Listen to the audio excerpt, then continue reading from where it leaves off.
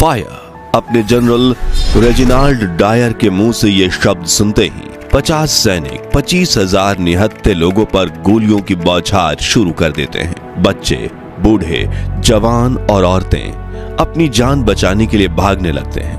हर तरफ अफरा तफरी मच जाती है। पूरा मैदान रेत के गुब्बार और खून की पिचकारियों से रंग जाता है। गोलियों के वार से किसी की आंखें और खोपड़ियां फूट जाती हैं तो किसी की अतड़ियां बाहर निकल आती हैं। देखते ही देखते हर तरफ लाशों के ढेर बिछ जाते हैं। कुछ लोग दीवार फांदने की कोशिश करते हैं तो कुछ मौत के डर से कुएं में कूदकर खुद अपनी जान ले लेते हैं। लेकिन उन बेकसूर लोगों को मारने का आदेश देने वाला हैवान मौत का तांडव देखते हुए जोर जोर से हंसने लगता है। करीब 10 मिनट तक चली इस अंधाधुंध फायरिंग से हजारों लोग मारे जाते हैं, वो भी बिना किसी कसूर के। लेकिन इन्हें मारने वाले को सजा नहीं बल्कि शाबाशी मिलती है और लंदन में जाकर ऐशो आराम के साथ वो अपना जीवन जीता है। ये कहानी है क्रूरता की, हैवानियत की, निर्दयता की और भारत के इतिहास के सबसे बड़े नरसंहार की। ये कहानी है जालियांवाला बाग हत्याकांड की, जिसने न सिर्फ भारत के इतिहास में खून से काली लकीर खींच दी बल्कि क्रांतिकारियों के दिलों में आजादी की आग भड़का दी। एक ऐसी आग जिसने 28 साल बाद ब्रिटिश हुकूमत को जड़ से उखाड़ फेंका। लेकिन इस कहानी को सुनने से पहले आपसे गुजारिश है, इस वीडियो को जितना हो सके शेयर कीजिए, क्योंकि यह सिर्फ एक कहानी नहीं, हमारे इतिहास का वो काला सच है जिसे हर भारतीय को जानना चाहिए। तो भारत के इतिहास के इस रूह कपा देने वाले अध्याय की शुरुआत होती है 18 मार्च 1919 से, जब भारत में उभर रहे राष्ट्रीय आंदोलनों को रोकने के लिए रॉलेट एक्ट लागू किया गया, जिसे काला कानून भी कहा जाता है। इस एक्ट के तहत ब्रिटिश सरकार किसी भी भारतीय पर बिना मुकदमा चलाए नजरबंद या गिरफ्तार करने का अधिकार पा सकती थी। यानी इस कानून के तहत तानाशाही सरकार ने देशवासियों से अपील, वकील और दलील करने के तीनों अधिकार छीन लिए थे, जिससे भारतीयों में ब्रिटिश सरकार के खिलाफ आक्रोश जाग जाता है। इसके बाद 8 अप्रैल के दिन महात्मा गांधी के नेतृत्व में देश भर में ब्रिटिश सत्ता के खिलाफ आंदोलन शुरू हुए। रॉलेट एक्ट के खिलाफ इस विद्रोह की सबसे तेज आग लगी पंजाब में, जहां हिंदू, मुस्लिम, सिख और ईसाई एकता का एक बड़ा उदाहरण देखने को मिला। 9 अप्रैल को पंजाब के लोगों ने एक मार्च निकाला। रामनवमी के मौके पर निकले इस मार्च में हिंदू तो थे ही, लेकिन इसमें मुस्लिम भी शामिल हुए और 25 से 30 हजार लोगों की इस भीड़ में हिंदू मुस्लिम एकता की एक ऐसी लहर दौड़ी कि ब्रिटिश हुकूमत को 1857 के विद्रोह जैसी परिस्थिति बनने का डर सताने लगा।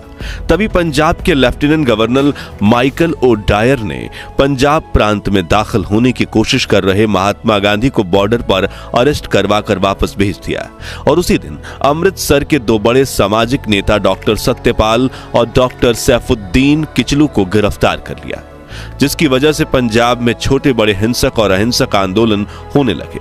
लोगों ने ब्रिटिश अथॉरिटी की बैंक, रेलवे स्टेशन और चर्च में तोड़फोड़ शुरू कर दी। 5 गोरे, जिनमें से 3 बैंक कर्मचारी थे और 1 रेलवे गार्ड था, मारे भी गए। भारतीय और सैनिकों के बीच पथराव और गोलीबारी भी हुई, जिसमें सैकड़ों बेकसूर लोग मारे गए। ऐसे में परिस्थितियां हाथ से निकलने के डर से ओडायर ने 11 अप्रैल को लाहौर और अमृतसर में मार्शल शासन लागू कर दिया।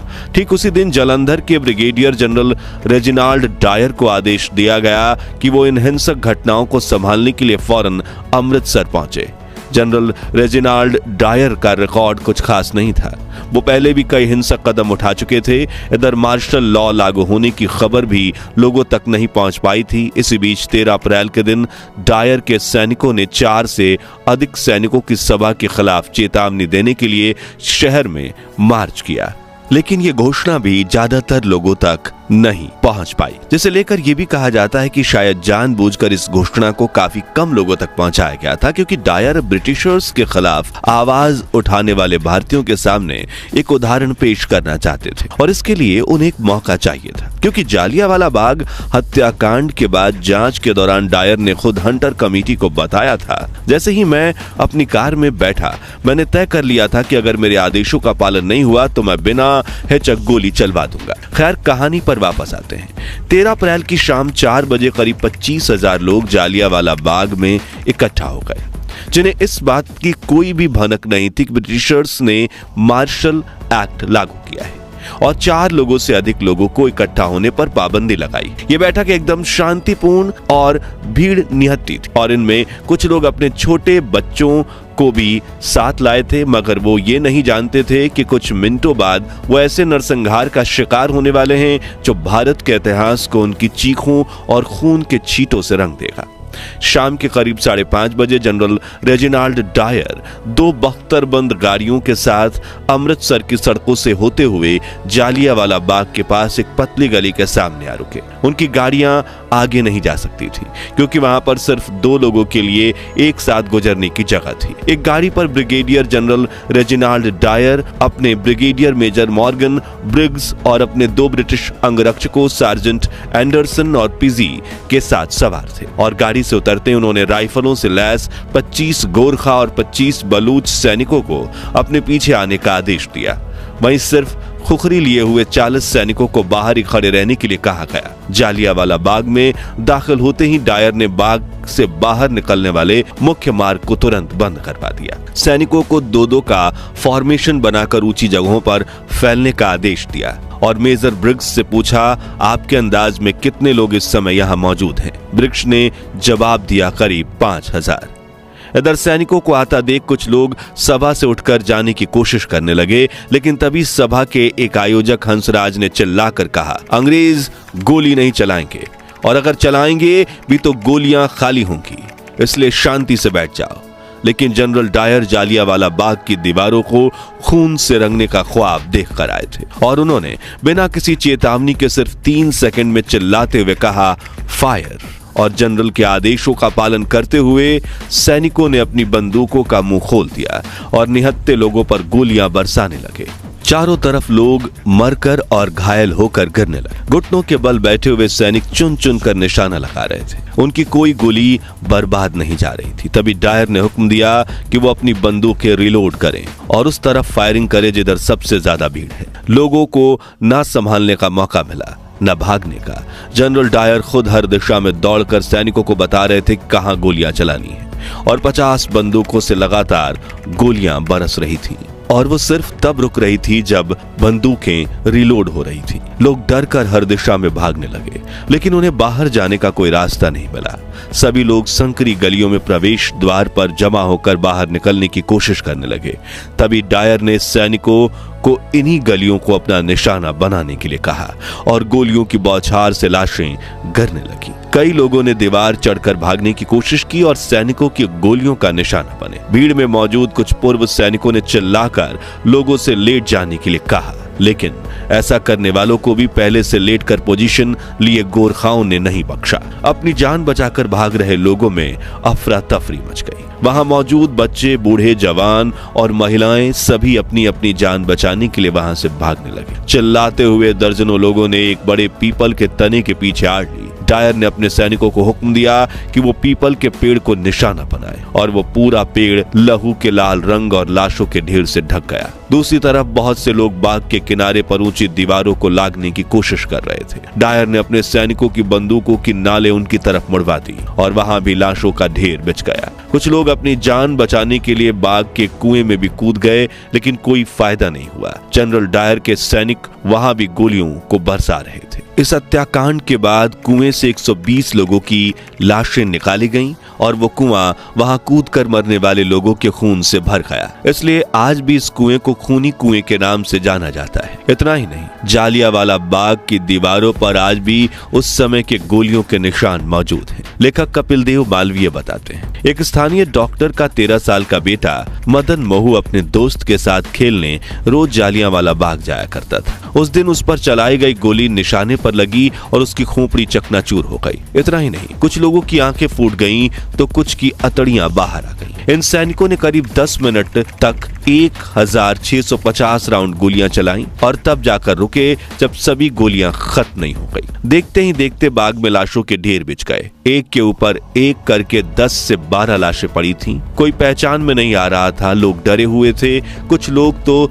लाशों के नीचे आकर कुचलकर मारे गए। खत्म होते ही जनरल डायर राक्षसों की तरह हंसते हुए वहां से बाहर चला गया। उसने अमृतसर की सड़कों पर दिखने वाले हर भारतीय को मार गिराया और उन्हें अपनी तोपों के पीछे रस्सी से बांधकर घसीटता हुआ अपने दफ्तर तक ले गया। वो शाम 6:30 बजे के आसपास अपने कैंप में पहुंचा और उसने पूरे शहर की बिजली और पानी कटवा दिया। रात 10 बजे एक बार फिर वो शहर के दौरे पर निकला, ये देखने के लिए कि लोगों के घर से बाहर न निकलने के उसके आदेश का पालन हो रहा है या नहीं। डायर को उस रात सड़क पर एक शख्स भी नहीं दिखा, लेकिन पूरा शहर जाग रहा था। वहां एक मनहूस सन्नाटा छाया हुआ था। लोग चाहकर भी अपने परिवार वालों को खोजने बाग में नहीं जा पा रहे थे। अगली सुबह तक बाग के ऊपर चीलें उड़ना शुरू हो गई थी ताकि वो नीचे पड़ी लाशों या घायल व्यक्तियों पर हमला कर उनका गोश्त खा सके।